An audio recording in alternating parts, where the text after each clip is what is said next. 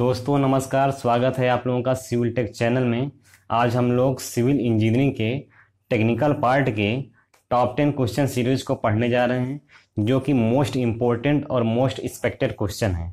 तो आइए स्टार्ट करते हैं। पहला क्वेश्चन दिया है, कह रहा है कि इफ़ बी बराबर कितना दिया है 100 डेज एंड डी बराबर कितना दिया है 1400 हेक्टेयर पर क्यूमेक, देन फाइंड डेल्टा। तब डेल्टा जो है आपको निकालना है। बी कितना दिया है 100 डेज दिया है और डी कितना दिया है, डी आपका जो है 1400 हेक्टेयर पर क्यूमेक दिया है। डेल्टा आपको निकालना है। बी है क्या चीज़, बी आपका बेस पीरियड है और डी क्या है, ड्यूटी है। तो पहले समझते हैं कि बेस पीरियड, ड्यूटी और डेल्टा ये सब क्या होते हैं, पहले इनको समझ लेते हैं। ड्यूटी दिया हुआ है, ड्यूटी क्या होता है, it is the number of the hectare of the land irrigated, यानी सिंचित क्षेत्र का हेक्टेयर में संख्या होती है, जो कि for the growth, for full growth of the given crop of A supply of 1 cumec of the water continuously during the entire base period of the that crop. कह रहा है किसी भी फसल के संपूर्ण बेस पीरियड के दौरान वाटर की पर मीटर क्यूब, यानी पर मीटर क्यूब वाटर की सप्लाई के लिए किसी दिए गए फसल के फुल ग्रोथ के लिए सिंचित क्षेत्र का हेक्टेयर में क्या होती है, कुल संख्या होती है, उसे क्या कहते हैं, उसे ड्यूटी कहते हैं। डेल्टा क्या होता है, डेल्टा जो होता है वो आपका टोटल डेप्थ, क्या होता है, टोटल वाटर डेप्थ होता है, जो कि रिक्वायर होती है by a crop to attain its full maturity in its base period, यानी किसी भी बेस पीरियड में किसी भी फसल के, यानी फसल में कुल उसकी वाटर, टोटल वाटर डेप्थ जो होती है वो कहलाती है आपकी डेल्टा कहलाती है। और बेस पीरियड क्या होता है, तो बेस पीरियड ये होता है the time period that elapsed for the instant of the sowing of crop to the instant of its harvesting is called base period or crop period। यानी बेस पीरियड या crop period क्या कहलाता है, जो फसल होता है, जब फसल को उगाया जाता है तब से लेकर के फसल की कटाई तक के बीच में जो उसका टोटल समय होता है वही हमारा क्या कहलाता है, बेस पीरियड कहलाता है। अब यहाँ पर ड्यूटी, डेल्टा और क्या होता है, बेस पीरियड में एक संबंध, एक रिलेशन होता है। क्या होता है, डेल्टा बराबर होता है आपका 8.64 बी अपॉन डी होता है। क्या होता है, डेल्टा बराबर 8.64 बी अपॉन डी होता है। अब बी कितना दिया है, बी आपका जो है 100 दिन का दिया है और डी कितना दिया है 1400 हेक्टेयर पर क्यूमेक दिया हुआ है। यहाँ से डेल्टा निकाल लेंगे, डेल्टा बराबर कितना आंसर आ जाएगा आपका 61.71। क्या हो जाएगा 61.71, यानी आपका दूसरा वाला यहाँ पर आंसर करेक्ट हो जाएगा। अगला क्वेश्चन देखते हैं। सेकंड नंबर क्वेश्चन में दिया है, कह रहा है कि a beam is simply supported at the end of the span 4 metre and carries a UDL of 3 kilo newton पर metre on the whole span. If the deflection of the centre of the beam is 8 mm, then the flexible rigidity of the beam section, मतलब पूछ रहा है आपसे कितना होगा kilo newton metre square में। तो फ्लेक्सिबिलिटी, फ्लेक्सिबल रिजिडिटी जो होती है वो क्या होता है, वो ई इंटू आई होता है। क्या होता है, ई इंटू आई होता है। फ्लेक्सिबल रिजिडिटी जो होती है वो ई इंटू आई होता है। अब यहाँ पर डिफ्लेक्शन ऑफ द बीम का डिफ्लेक्शन कितना दिया है, 8 mm का दिया हुआ है। तो पहली बात तो समझिए कि सिंपली सपोर्टेड बीम है और उस पर अगर यूडीएल लोड लगा होता है तो ऐसी कंडीशन में डिफ्लेक्शन का मान कितना होता है, वो होता है 5WL⁴ अपान 384 EI होता है। क्या होता है, 5WL⁴ अपान 384 EI होता है। अब EI आपका क्या है, यही आपका जो है फ्लेक्सिबल रिजिडिटी है। तो इसको एक तरफ कर लेते हैं, बाकी जो है टर्म को एक तरफ कर लेते हैं और इसको क्वेश्चन में रख करके सॉल्व करते हैं। करेक्ट आंसर क्या हो जाएगा, 1250 किलो न्यूटन मीटर स्क्वायर हो जाएगा। कितना हो जाएगा, 1250 kilo newton metre square. Second वाला यहाँ पर आंसर आपका करेक्ट हो जाएगा। इसके बाद अगला नंबर क्वेश्चन देखते हैं। यहाँ पर देखिए आपका टेबल दिया गया है, इस टेबल में डिफ्लेक्शन दिया गया है और टाइप ऑफ द बीम, यानी टाइप ऑफ द बीम दिया है और डिफ्लेक्शन दिया गया है। पहला आपका क्या दिया है, पहला आपका कैंटिलीवर बीम है और कैंटिलीवर बीम पर कोई फोर्स नहीं काम कर रहा, सिर्फ मोमेंट काम कर रहा हो, तो ऐसी कंडीशन में डिफ्लेक्शन का मान कितना होता है, डेल्टा बराबर ML² अपान 2EI होता है। कितना होता है, ML² अपान 2EI होता है। सेकेंड नंबर में क्या दिया है, सेकेंड नंबर में दिया है आपका कि कैंटिलीवर बीम है और उसके फ्री एंड पर W लोड लगा हुआ है, तो ऐसी कंडीशन में डिफ्लेक्शन का मान कितना होता है, डेल्टा बराबर WL³ अपान 3EI होता है। कितना होता है, WL³ अपान 3EI होता है।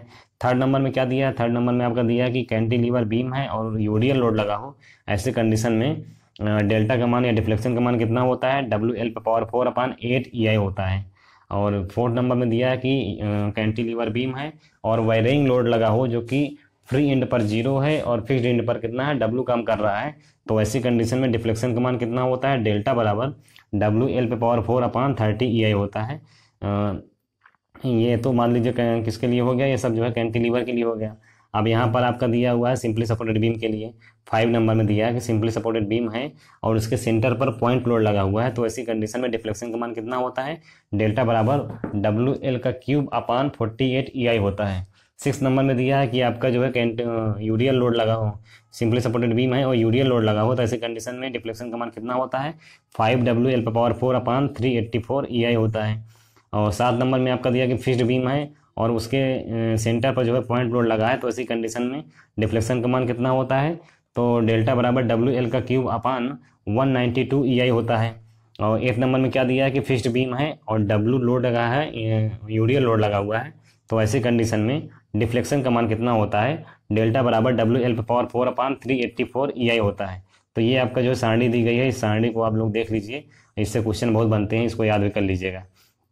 आगे नंबर क्वेश्चन दिया है 3 नंबर क्वेश्चन में क्या कह रहा है, which of the following is not an assumption in the Terzaghi one dimensional consolidation theory. यानी क्या दिया है कि टरजागी के वन डायमेंशनल कंसोलिडेशन थ्योरी में इसमें से कौन सा एजम्पशन नहीं है। पहला आपका दिया है डर्सीज लॉ इज एप्लीकेबल, दूसरा आपका दिया है सॉइल इज फुल्ली सैचुरेटेड, तीसरा आपका दिया है सॉइल इज लेटरल कन्फाइंड और चौथा आपका दिया है सॉइल इज हेट्रोजीनियस। तो करेक्ट आंसर आपका यहाँ पर 4 हो जाएगा। सॉइल इज हेट्रोजीनियस जो होता है ये टरजागी के वन डायमेंशनल कंसोलिडेशन थ्योरी का एजम्पशन नहीं होता है। अब टरजागी के वन डायमेंशनल कंसोलिडेशन थ्योरी का एजम्पशन कौन कौन से हैं, पहले इसको देख लेते हैं। पहला दिया है कि सॉइल इज होमोजीनियस, सॉइल जो होता है वो होमोजीनियस होता है। दूसरा आपका दिया है कि soil is fully saturated, soil जो होती है फुल्ली सैचुरेटेड होती है। तीसरा आपका दिया है कि the compression of the soil layer is due to the change in the volume only. कह रहा है कि जो कंप्रेशन होता है किसमें, सॉइल लेयर में, सॉइल लेयर में जो कंप्रेशन होता है वो किसके कारण होता है, वो वॉल्यूम में परिवर्तन के कारण होता है। चेंज इन वॉल्यूम मतलब वॉल्यूम में परिवर्तन के कारण होता है। Which in the term is due to the squeezing out of the water, यानी वाटर का निकलना होता है कहाँ से, वाइड स्पेस, यानी वाइड के जो वाइड में जो स्पेस होते हैं वहाँ से वाटर का निकलने के कारण भी क्या होता है, compression of the soil layer में जो कंप्रेशन होता है वो इन्हीं कारण होते हैं। अगला आपका दिया हुआ है कि डर्सीज लॉ इज वैलिड, यानी क्या होता है कि जो आपका टरजागी का वन डायमेंशनल कंसोलिडेशन थ्योरी के एजम्पशन है उसमें आपका डर्सीज लॉ जो होता है वो अप्लीकेबल होता है या वैलिड होता है। 5th नंबर में क्या दिया कि deformation of the soil occurs only in the direction of the load applicable या एप्लीकेशन, यानी क्या होता है कि जिस डायरेक्शन में लोड का एप्लीकेशन होता है उसी डायरेक्शन में क्या होता है, सॉइल का डिफॉर्मेशन होता है।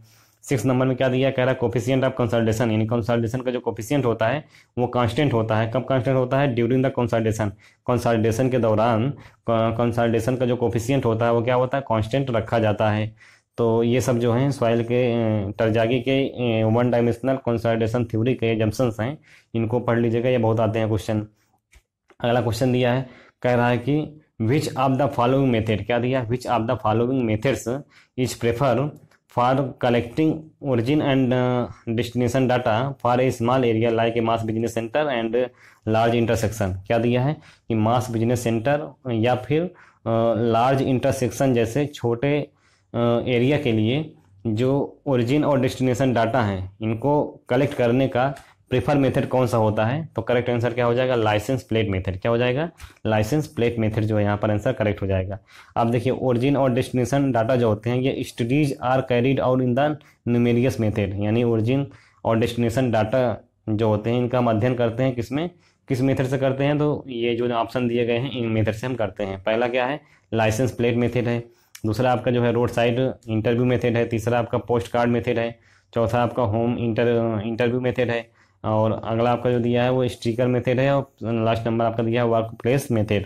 इतने प्रकार के मेथड होते हैं जिसमें क्या होता है, ओरिजिन और डेस्टिनेशन डाटा का जो है स्टडी किया जाता है, अध्ययन किया जाता है। अगला क्वेश्चन देखते हैं।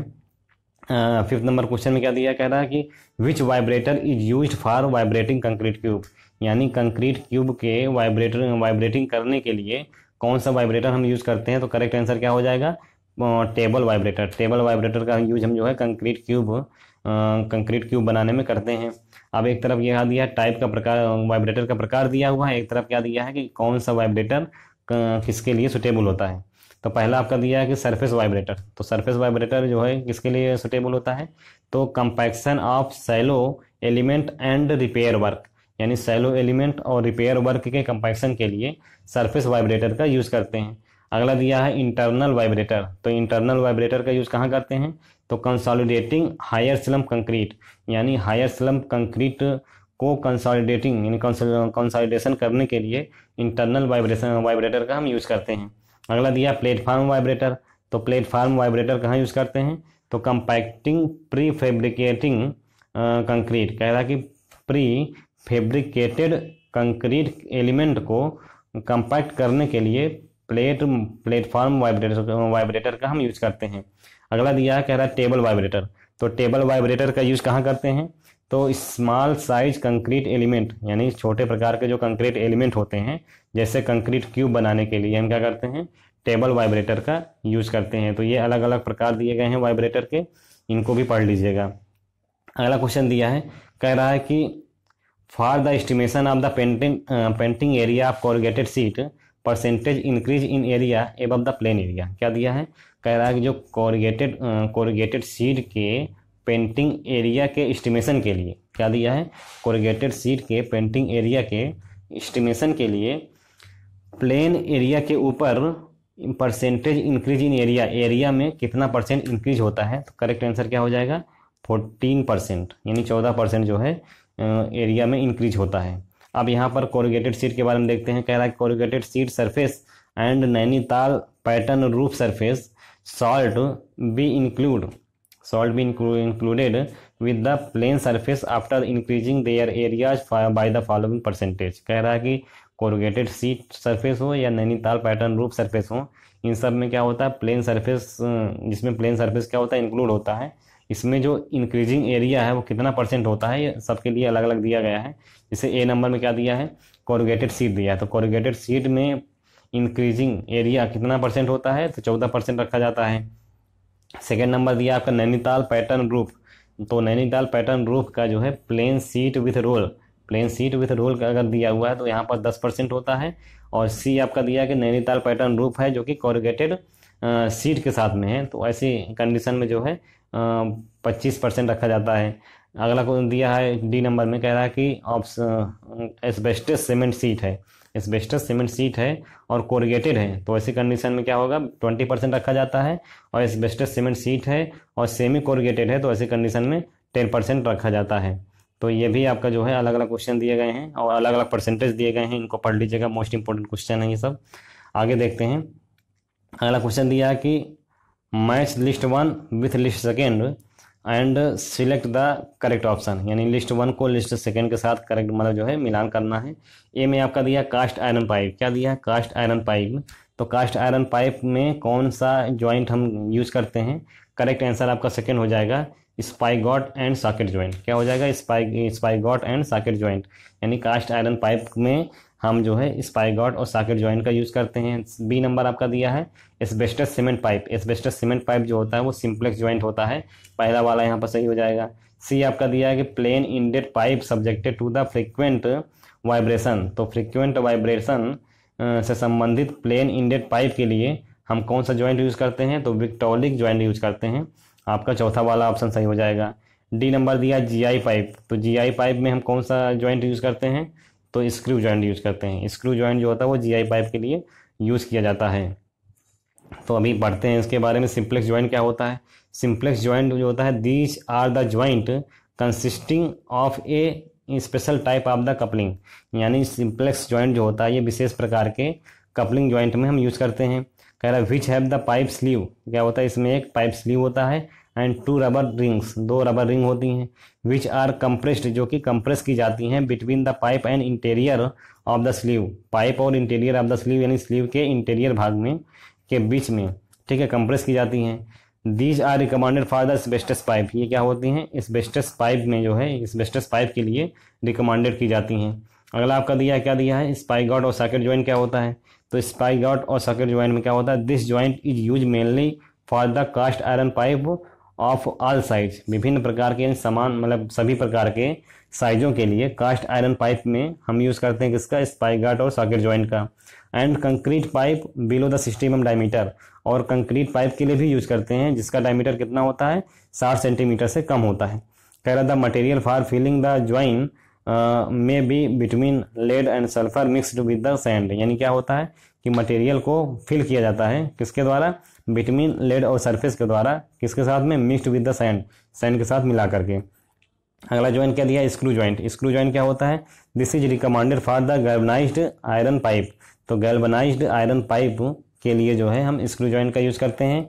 अगला आपका दिया हुआ है विक्टोलिक ज्वाइंट। तो विक्टोलिक ज्वाइंट क्या होता है, this is recommended for the pipes subjected to the frequency. यानी फ्रीक्वेंसी से संबंधित जो है, फ्रीक्वेंसी से संबंधित पाइपों के लिए विक्टोलिक ज्वाइंट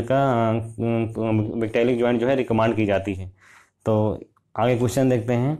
8 नंबर क्वेश्चन में क्या दिया है, कह रहा है कि ये व्हीकल एक वाहन है जिसका व्हील बेस कितना दिया है, 6 मीटर दिया हुआ है। कह रहा है कि what will be the off trekking.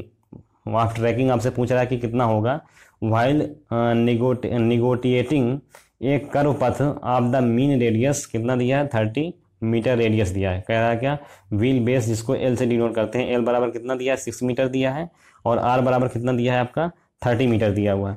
तो आपसे of tracking of the on the road, यानी रोड पर जो है ऑफ ट्रैकिंग पूछ रहा है। तो ऑफ ट्रैकिंग का फार्मूला क्या होता है, तो off tracking on the road is given by क्या होता है, एन एल का स्क्वायर अपॉन 2r होता है। क्या होता है, एन एल का स्क्वायर अपॉन 2r होता है।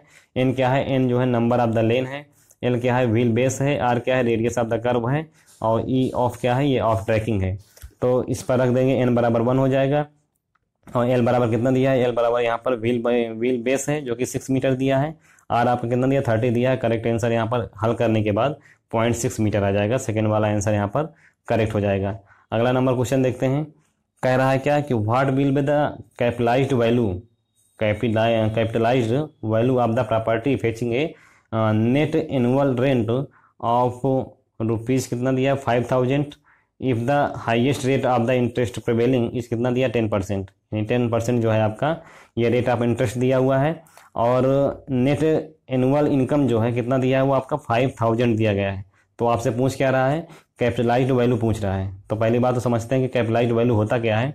तो capitalised value is the amount of the money whose the annual interest at the highest prevailing rate is interest will be the equal to the net income from the property. मतलब क्या है, मतलब यह है कि जो कैपिटलाइज्ड वैल्यू होती है वो एक अमाउंट यानी मात्रा होती है किसका, मनी का एक ऐसी मात्रा होती है जिसमें एनुअल इंटरेस्ट जो होता है, highest prevailing rate of interest यानी इंटरेस्ट के हाईएस्ट प्रिवेलिंग रेट पर एनुअल इंटरेस्ट जो होता है वो इक्वल होता है, किसके इक्वल होता है, net income from the property के नेट इनकम के इक्वल होता है। अब ये कैपिटलाइज्ड वैल्यू क्या होती है, तो कैपिटलाइज्ड वैल्यू जो होता है वो net annual income into year purchase होता है। क्या होता है, net annual income into year purchase होता है। अब ईयर परचेज क्या होता है, तो ईयर परचेज बराबर 100 इंटू आई होता है, जहाँ पे आई क्या होता है, रेट ऑफ इंटरेस्ट होता है, और यहाँ पर 100 अपॉन रेट ऑफ इंटरेस्ट कितना दिया हुआ था, 10% दिया है। हल कर लेंगे तो कितना हो जाएगा, ईयर परचेज आपका 10 आ जाएगा, और आपको कैपिटलाइज्ड वैल्यू पूछ रहा है। तो कैपिटलाइज्ड वैल्यू कितना हो जाएगा, 5000 इंटू 10 बराबर कितना हो जाएगा, 50,000 हो जाएगा। तो करेक्ट आंसर आपका क्या हो जाएगा, 50,000 यहाँ पर आंसर करेक्ट हो जाएगा। अगला नंबर क्वेश्चन देखते हैं। 10 नंबर क्वेश्चन में कह रहा है कि द इनसाइड वाल, क्या दिया है, the inside wall of A septic tank is finished with the 12 mm cement plaster with 1:4 cement mortar. Calculate the quality of the concrete cubic meter required if the size of the septic tank कितना दिया है, 6 metre और into 4 metre और into 2 metre. ये आपका जो है size दिया है, किसका साइज दिया हुआ है, ये सेप्टिक टैंक का साइज दिया गया है। पहले देखिए मिक्स कितना दिया गया है, मिक्स रेशियो दिया है 1:4 का है। और वॉल्यूम ऑफ मोर्टार कैसे निकालेंगे, तो वॉल्यूम ऑफ मोर्टार निकालने के लिए एरिया ऑफ सेप्टिक टैंक वाल का एरिया इनटू में क्या हो जाएगा, thickness of the plaster finishing यानी प्लास्टर फिनिशिंग की थिकनेस का एरिया ऑफ सेप्टिक टैंक के एरिया से गुणा करने पर वॉल्यूम ऑफ मोर्टार हमको प्राप्त हो जाएगा। तो वॉल्यूम ऑफ मोर्टार निकालने के लिए पहले देखिए, ये मान के चलिए आपका फिगर दिया हुआ है, इस तरह से ये फिगर बना हुआ है। 6 मीटर आपका जो है यहाँ पे लंबाई दी गई है, और ये चौड़ाई जो है कितना दिया गया है, 4 मीटर का दिया गया है, ऊंचाई कितना दिया गया है, 2 मीटर का दिया गया है। तो हमको एक तो ये एरिया निकाल लें, इसके पीछे वाला एरिया ये वाला हो जाएगा, और ये भी एरिया निकाल लें, इसके सामने वाला एरिया ये वाला हो जाएगा। तो ये चारों जो है निकाल करके हमको जोड़ना है। तो कैसे निकालेंगे इसको निकालने के लिए वॉल्यूम ऑफ मोर्टार कैसे निकाला गया है, 6 इंटू 2 प्लस 4 इंटू 2 हो जाएगा। तो ये इतना वाला पार्ट जो हो गया आपका किसका है, ये एरिया ऑफ सेप्टिक टैंक है, और ये जो आपका दिया है 0.012, ये किसका है, ये thickness of the plaster cement, plaster finishing दिया है। तो प्लास्टर फिनिशिंग की जो थिकनेस है 0.012 हो जाएगा। तो इसको हल कर लेंगे, कितना आ जाएगा, 0.48 मीटर क्यूब आ जाएगा। अब हमको निकालना क्या है, हमको निकालना है volume of the cement. Cement का वॉल्यूम निकालना है, वो भी मीटर क्यूब में। तो कैसे निकालेंगे, तो 1/1 + 4 और इंटू क्या हो जाएगा, इंटू हो जाएगा आपका volume of the motor. Volume of motor कितना दिया हुआ है, 0.48 दिया हुआ है। तो 0.48 को जो है इससे हल करेंगे तो कितना आंसर हमारा आ जाएगा, आंसर आ जाएगा 0.096 मीटर क्यूब। तो करेक्ट आंसर आपका कितना हो जाएगा, 0.096। तो इस प्रकार से हम लोगों ने इस वीडियो में सिविल इंजीनियरिंग टेक्निकल पार्ट के टॉप 10 क्वेश्चन सीरीज को पढ़ लिया है। इस वीडियो का PDF प्राप्त करने के लिए नीचे डिस्क्रिप्शन में लिंक दिया गया है, आप वहां से डाउनलोड कर सकते हैं। और आपको हमारा वीडियो पसंद आता है तो प्लीज़ लाइक करें, शेयर करें, सब्सक्राइब करें। थैंक यू, धन्यवाद।